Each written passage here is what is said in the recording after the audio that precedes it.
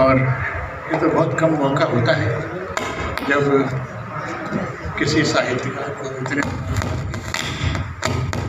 इतने वर्षों बाद भी लोग याद करें।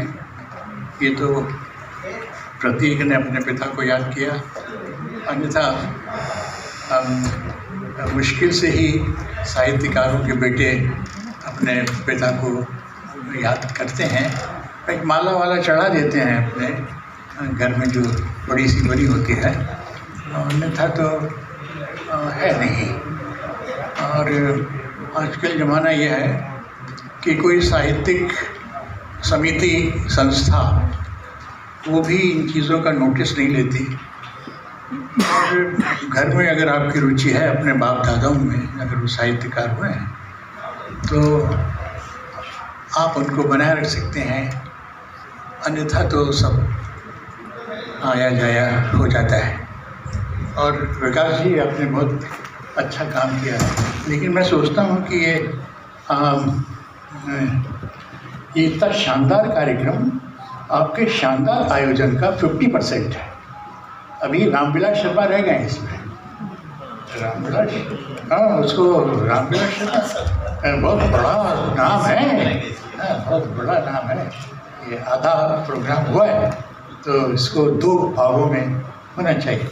और ये जो आपने मेरे को राधे राधे दिया है, इसको भी थोड़ा इम्प्रूव कीजिए। ये राधे राधे नहीं, इसमें होना चाहिए सत्यमेव जयते, इसमें होना चाहिए सत्यम शिवम सुंदरम। ये राधे राधे तो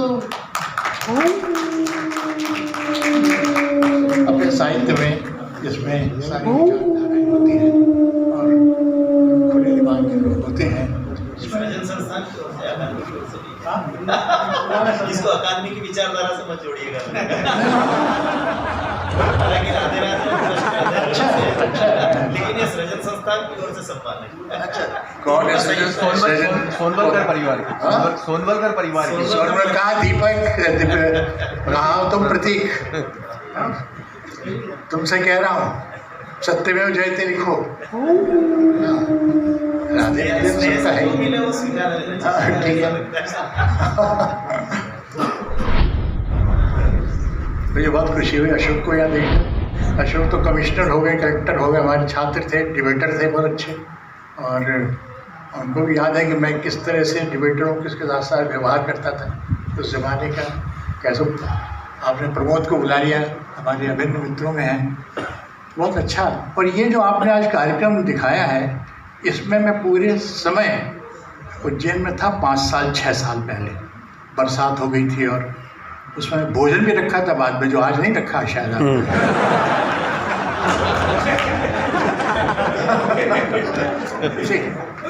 था। बहुत लंबा, बहुत सारे मित्र लोग वहाँ पर थे और अच्छा था। प्रतीक तुम बहुत अच्छा कर रहे हो। और मेरा तो कोई लड़का नहीं है, लेकिन मेरे बाद तो मेरा भी एकाध कर देना कहीं। ठीक है।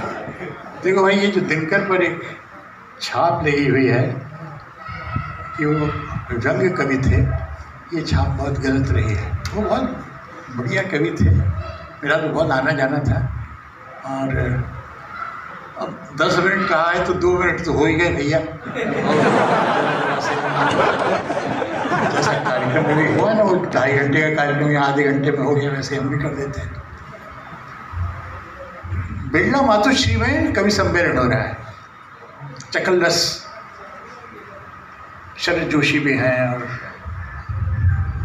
भवानी भाई भी हैं, बाई चांस मैं भी हूँ, दिनकर भी है। दिनकर एक 1.5 लाइन की कविता सुनाते हैं। मैंने कवि से पूछा, आप रचनाकार हैं किस विधा के? कवि ने उत्तर नहीं दिया तो दिनकर ने उत्तर दे दिया, सुविधा के।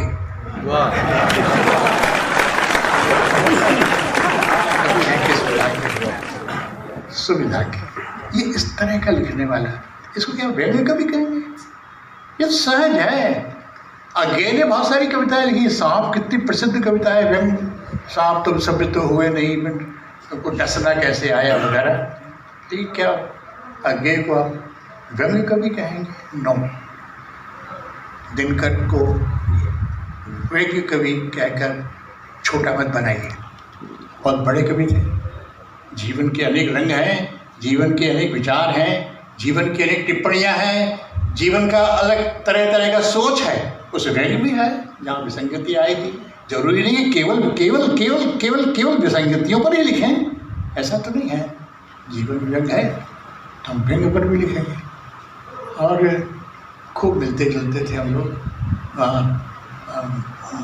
रतलाम में भाभी जी ने जो कहा है वो तो ठीक है, लेकिन जब आगे चल कर के तो आप लोग जावरा चले गए थे। दिनकर जी रतलाम में रहते थे। रतलाम में कोई घरवर नहीं लिया हमने। एक रेलवे स्टेशन के पास में एक गुजरात लॉज था, ठीक है ना, गुजरात लॉज में रहते थे। तो हम लोगों को भी बहुत सुविधा थी कि आए गए तो पास में गुजरात लॉज है, उनसे मिलने चले गए, वहीं चाय वाय हो गई, तो वहीं रहे जब जब रतलाम रहे। और हमने कहा कैसे तुम इतने सारे मित्र लोग हैं यहाँ पर, तुम भी कहीं पर एक मकान ले सकते हो, घर ले सकते हो, उसमें क्या है? तो बोले नहीं, मैं ऐसा कुछ नहीं है, मैं इस होटल में भी वो घर जैसा रहता हूँ।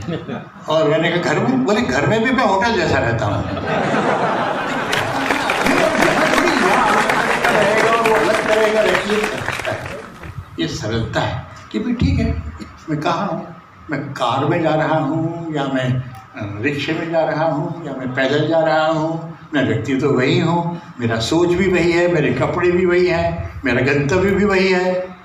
ये जो सहजता है ये दिनकर में थी और यही दिनकर को दिनकर बनाती थी।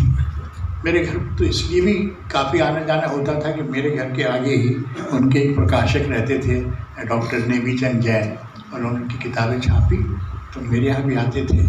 और कब से वो पहला संग्रह आया था जिसका आपने उल्लेख प्रतीक बाद में किया है, वो पहला है दीवारों के खिलाफ, जिसमें जो आपने यहाँ दमोह के विजय मोहन, पहला अंकुर की कृतज्ञता। अच्छा, तो ये बाद में 3 लोगों का बाद में आया था। हाँ, 3 लोगों का आया था, इसमें विजय मोहन वर्मा थे, सत्य मोहन वर्मा और विट्ठल भाई पटेल और दिनकर, इनका तीनों का संग्रह आया था। वो मैंने, मुझे स्मरण था कि वो शायद पहला उनका संग्रह है। और मैंने क्या एक बात कही थी, सोची थी कहने के लिए, एक तो ये बार बार उनसे बात होती थी मेरी कि ये जो कवि सम्मेलन का स्वरूप बहुत गड़बड़ हो रहा है, तो वो कहते थे कि अपन इसकी चिंता न करें, ये जनता तय करेगी, तो क्या करना है, ठीक है, लोग चुटकुले वालों को बुला रहे हैं तो जाएं, चुटकुले वालों को बुलाएं। और लेकिन फिर लोग कहते कि ये कवि सम्मेलन नाम क्यों देते हो, फिर इसका नाम तो चुटकुला सम्मेलन देना चाहिए, कवि सम्मेलन तो बड़ी चीज़ होती है भाई।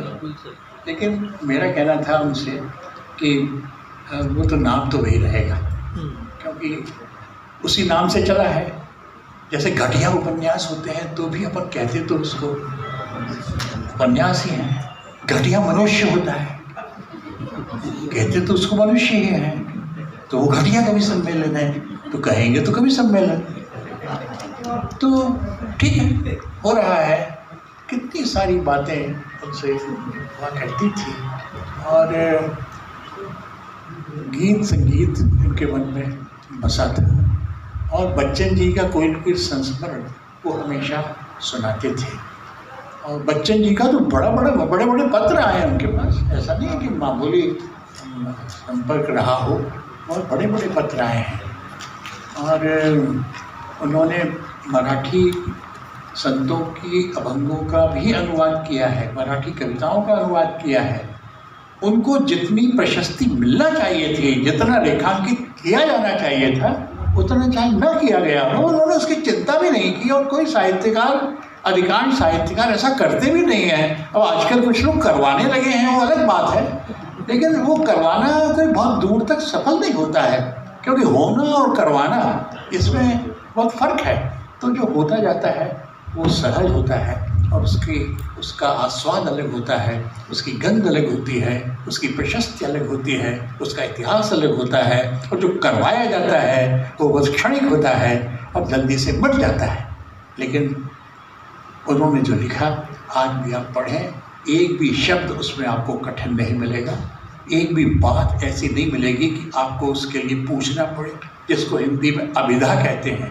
लेकिन अभिधा होकर भी वो इतनी महत्वपूर्ण है कि उसके सामने क्या व्यंजना और क्या लक्षणा, ऐसी उनकी सरलतम अभिधा हुआ करती थी। एक दो कविताएं मैं उनकी आपको इसके साथ साथ सुनाना चाहूँगा, उससे भी मेरी ही बात सिद्ध होगी जो कि मैंने अभी कही है।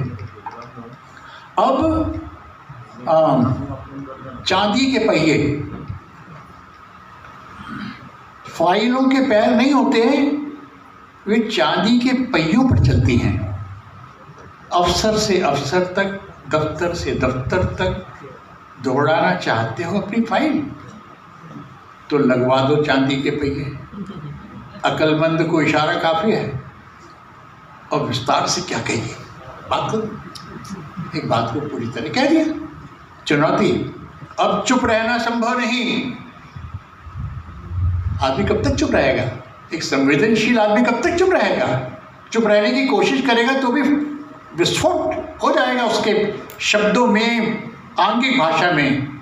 अब चुप रहना संभव नहीं, जिनके पास वो शब्द वे अभिव्यक्ति दें युग धर्म को, जो हो चुके हैं मौन वे प्रार्थनाओं में शक्ति भरें।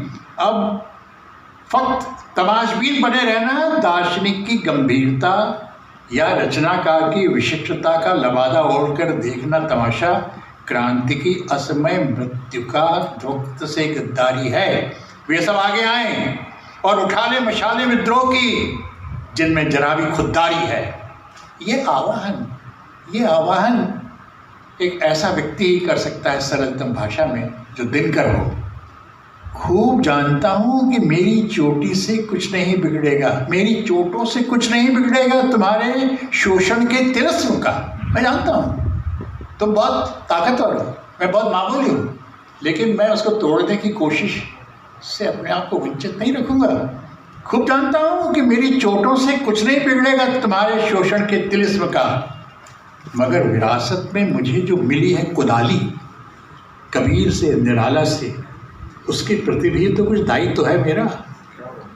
मैं अगर ऐसा न करूं तो मैं अपमान कर रहा हूँगा निराला का और कबीर का। जितना भी बनेगा खो दूंगा भ्रष्टाचार की जड़ें, और सौंप जाऊंगा ये हथियार अपने बेटे को, और भी धारदार बनाकर। जब भी टुकड़े टुकड़े हो जाएं जुल्मों सितम की दीवारें, इतना ही कर लेना याद कि एक चोट हमारी भी थी, इसे खोखला करने में ये दिक्कत है।